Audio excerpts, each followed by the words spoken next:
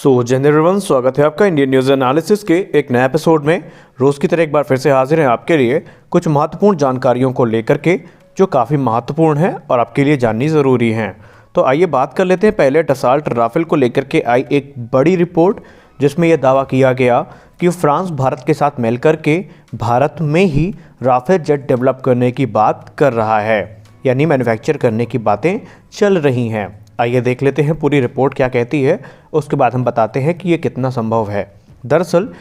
Print की तरफ से एक रिपोर्ट जारी की गई, जहां पर उन्होंने ये कहा कि जो फ्रेंच डिफेंस जाइंट है डसॉल्ट एविएशन, वो इस समय भारत के साथ बातचीत कर रही है और वो ये चाहते हैं कि जो राफेल जेट है उनको भारत में ही बनाया जाए, और इसके लिए मोदी सरकार से उनकी बातचीत शुरू हो चुकी है। फ्रेंच के सोर्सेज ने यह भी कहा कि जो फ्रेंच प्रेसिडेंट के डिप्लोमेटिक एडवाइज़र हैं एम्यूनल बोन, वो इस समय भारत के दौरे पर हैं और वो अपनी इस पेशकश को भारत सरकार के सामने रखेंगे और फ्रांस का जो भी ऑफ़र है राफेल जेट को लेकर के वो भारत के समक्ष रखा जाएगा। लेकिन यहाँ पे एक ख़ास बात ये है कि एम्यूनल बोन ने ये कहा कि भारत में राफेल तभी बनेंगे जब इनकी संख्या 100 से ज़्यादा होगी, यानी अगर भारत 100 से ज़्यादा राफेल जेट्स का ऑर्डर प्लेस करता है तभी भारत में ये राफेल बनने के जो रास्ते हैं वो प्रबल होंगे। लेकिन अगर ये संख्या छोटी होती है, मान लीजिए अगर ये संख्या 36 के आसपास होती है, 40 के आसपास या 50 तक भी होती है, तो फ्रांस यहाँ पर जो भारत में राफेल जेट्स हैं वो नहीं बनाएगी। उसका रीज़न भी उन्होंने दिया। उन्होंने कहा कि एक फैसिलिटी को लगाने में और उसको बनाने में अच्छा खासा खर्चा आता है और अगर स्मॉल ऑर्डर्स के लिए ऐसा काम करना पड़ा तो ये उन्हें बहुत महंगा पड़ सकता है। लेकिन फ्रांस ने ये कहा कि अगर भारत कम संख्या में राफेल जेट्स को खरीदता है तो जो उसके एसेंशियल पार्ट्स हैं उनको भारत में ही बनाया जाएगा और उनको प्रोक्योर किया जाएगा। कहने का मतलब ये है कि अगर संख्या 100 से ज़्यादा होती है तो भारत में राफेल बनने की जो संभावनाएं हैं वो प्रबल हो जाएगी। अब क्योंकि आपको पता है कि भारत ने तकरीबन 36 राफेल जेट में से आधे जो जेट्स हैं वो लगभग प्राप्त कर ही लिए अगर मोटे तौर पर देखें, और बाकी के जो जेट्स हैं वो आ जाएंगे। और अगर भारत दूसरे 36 राफेल के बैच के लिए जाता है तो ये जो प्रोग्राम होगा ये भारत के तेजस MK2 के साथ साथ चलेगा। यानी अगर मान लीजिए 2023 तक भी भारत एडिशनल राफेल का ऑर्डर कर देता है तो कहीं ना कहीं ये जो प्रोजेक्ट है ये हमारे तेजस MK2 के समकक्ष में आ जाएगा और एक बड़े पैमाने पर हमको हथियार प्राप्त होना शुरू हो जाएंगे। लेकिन अब क्योंकि जो टॉप गवर्नमेंट सोर्सेज हैं उन्होंने प्रिंट को दिए अपने इंटरव्यू में ये कहा कि इस समय एडिशनल राफेल जेट को लेकर के जो डिसीज़न है वो इस समय होल्ड पर रखा गया है और ये तब तक रखा जाएगा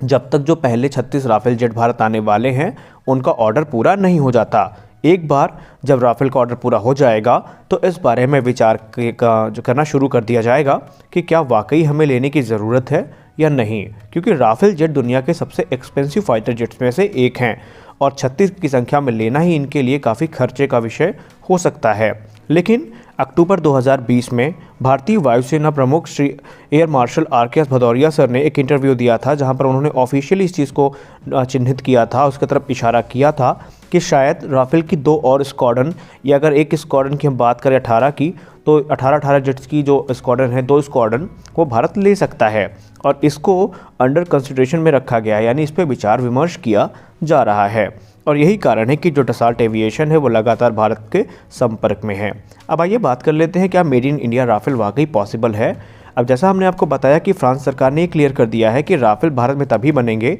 जब इनकी संख्या 100 से ज़्यादा होगी, और ऐसा करने के लिए जो अलग अलग लेवल की टॉक्स हैं, जो इंटरेक्शंस हैं, जो निगोशिएशंस हैं, वो दोनों साइड से चालू हैं और लगातार 2017 से फ्रांस भारत के साथ संपर्क में है इस चीज़ को लेकर के। लेकिन आपको याद होगा एयरफोर्स डे के दिन दिए गए एक बयान में जब वायुसेना प्रमुख ने यह कहा था कि इस समय जब तक 36 राफेल जेट आ नहीं जाते, तेजस MK2 पर कोई हम विशेष प्रगति कर नहीं लेते, तब तक हम किसी दूसरे जेट की तरफ इस समय नज़र गड़ा के नहीं रखे हैं। जबकि अगर ज़रूरत पड़ेगी तो शायद भारत एडिशनल 36 राफेल जेट तो ले सकता है, लेकिन 100 से ज़्यादा जो जेट्स हैं इनकी उम्मीद अभी ना के बराबर है, क्योंकि ये कॉस्ट में बहुत ज़्यादा हो सकते हैं और इससे भारत को अच्छा खासा जो यहाँ पे भरपाई है पैसे की वो करनी पड़ सकती है। इसलिए अभी हम ये कह सकते हैं कि राफेल जेट पर कोई खास प्रगति नहीं है। लेकिन एक ऐसा प्रोजेक्ट भी है जो बहुत जल्द आपको देखने को मिलेगा और वो है DRDO सैफ्रॉन का जॉइंट वेंचर। इसको लेकर के भी हालिया में एक रिपोर्ट आई थी, इसमें ये कहा गया था कि सैफ्रॉन एक बार फिर से भारत और DRDO के साथ बातचीत में लगा है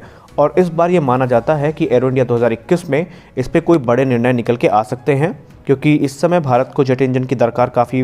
बड़े पैमाने पर है। क्योंकि AMCA मार्क 2 में या AMCA की 2 स्क्वाड्रन शुरुआती छोड़ दें तो बाकी की जो स्क्वाड्रन्स हैं उसमें इंडिजिनस इंजन यूज़ करने का प्लान बनाया गया है और ये किसी भी कीमत पे वायुसेना करेगी और इसके लिए DRDO भी प्रतिबद्ध है। तो ऐसे में निकट भविष्य में आपको जॉइंट वेंचर की मदद से ये जो जेट इंजन है वो देखने को मिल सकता है। आइए बात कर लेते हैं दूसरी अपडेट के बारे में। अगली बड़ी अपडेट की बात करें तो वो जनरल इलेक्ट्रिक और HAL की तरफ से आई है। अभी आपको हालिया रिपोर्ट में ये पता ही चला है कि भारत जल्द ही एरो इंडिया 2021 में 83 LCA तेजस Mk-1A जेट्स का ऑर्डर प्लेस कर सकता है और ये ऑर्डर भारतीय वायुसेना और HAL के बीच में किया जाएगा। और जैसे ही भारत 83 जेट्स का ऑर्डर प्लेस कर देता है अपग्रेडेड तेजस मार्क Mk-1 का, तो उसके तुरंत बाद HAL जनरल इलेक्ट्रिक के साथ 100 से ज़्यादा general electric F404 GE IN20 after burning engines का जो ऑर्डर है वो प्लेस करने वाली है। और ये निकट भविष्य में जो तेजस में लगाए जाएंगे जो इंजन, ये वही इंजन होंगे। अब यहाँ पे आपको पता होना चाहिए कि एक ख़ास बात ये है कि ये जो ऑर्डर है ऐसा माना जाता है कि 2021 के अंत तक या 2022 की शुरुआत तक प्लेस किए जाएंगे। अब क्योंकि जो ये इंजन है इनकी जो अनुमानित लागत है वो तकरीबन $600 मिलियन के आसपास आंकी गई है और ये भारत कोई पहली बार नहीं खरीद रहा है। पहली बार भारत ने जो तेजस का टेक्नोलॉजी डेमोन्स्ट्रेटर था उसके लिए भी यही इंजन यूज़ किए थे, लेकिन ये उनका एक प्रीडिसेसर था। लेकिन 2004 में 17 इंजन, 2007 में 24 इंजन खरीदे गए थे। उसको ही आगे बढ़ाते हुए भारतीय वायुसेना HAL अब ऑर्डर आगे प्लेस करने वाली है। अब आपको यहाँ पे खास बात पता होना चाहिए कि तेजस का जो टेक्नोलॉजी डेमोन्स्ट्रेटर जिसने उड़ान भरी थी उसमें जनरल इलेक्ट्रिक के F404 F2J3 इंजन्स का इस्तेमाल किया गया था, जो कि general electric F404 GE IN20 engine का एक प्रीडिसेसर था। अब क्योंकि ये काफ़ी एडवांस इंजन है, काफ़ी ताकतवर इंजन है और इनमें बहुत से सुधार किए गए हैं, यही कारण है कि अभी इस समय HAL इनका एडिशनल ऑर्डर प्लेस करने वाली है। अब क्योंकि एक खास बात आपको और पता होना चाहिए कि तेजस Mk-2 की बात करें या AMCA की बात करें तो उसमें शुरुआती जो जहाज़ होंगे जनरल इलेक्ट्रिक के F404 IN-S6 इंजन के साथ आएंगे, लेकिन जो आगे की स्क्वाड्रन्स होंगी उनमें भारत का स्वदेशी इंजन लगाया जाएगा। तो एक खास बात इसको लेकर के और सामने आई है और वो ये है कि जैसे ही HAL और जनरल इलेक्ट्रिक का कॉन्ट्रैक्ट साइन होता है तो जनरल इलेक्ट्रिक को जो 24 महीने के अंदर पहला बैच भारत को सप्लाई करना पड़ेगा। रही बात general electric F414 IN-6 engine की, तो यहाँ पर इसको लेकर के एक खास जानकारी हमें जो प्राप्त हुई है वो ये है कि तेजस Mk-2 के लिए पहले से ही ये इंजन जो हैं वो भारत में उपलब्ध हैं और आगे की जो खरीद फरोख्त है वो हो सकती है ज़रूरत के हिसाब से। लेकिन जनरल इलेक्ट्रिक ने एक खास संभावना ये भी व्यक्त की है कि बड़े पैमाने पर अगर इंजन ऑर्डर होते हैं तो वो टेक्नोलॉजी ट्रांसफ़र पर विचार कर सकते हैं और टेक्नोलॉजी ट्रांसफ़र के तहत भारत में ही जेट इंजन का निर्माण किया जा सकता है। लेकिन ये जो बात की गई है ये LCA तेजस में लगने वाले F404 इंजन्स को लेकर के कही गई है, ना कि F414 IN-S6 को लेकर के। क्योंकि यहाँ पे आपको एक खास बात और पता होना चाहिए कि भारत जब से सैफ्रॉन के साथ इंजन की बात कर रहा है उससे कहीं पहले से भारत की बात जनरल इलेक्ट्रिक के साथ चल रही थी, जो कुछ इश्यूज़ को लेकर के बार बार अटक रही थी, जिनमें से सबसे खास इशू था IP और दूसरा था टेक्नोलॉजी ट्रांसफ़र। लेकिन जल्द ही इसमें सुधार और एक रिश्ते में बदलाव के बाद ये जो संभावनाएं हैं ये बढ़ गई हैं। लेकिन निकट भविष्य तक हमें इंतज़ार करना पड़ेगा इस चीज़ का कि आगे क्या होता है। तो फिलहाल के लिए इतना ही, मिलते हैं अपने अगले वीडियो में, तब तक के लिए जय हिंद।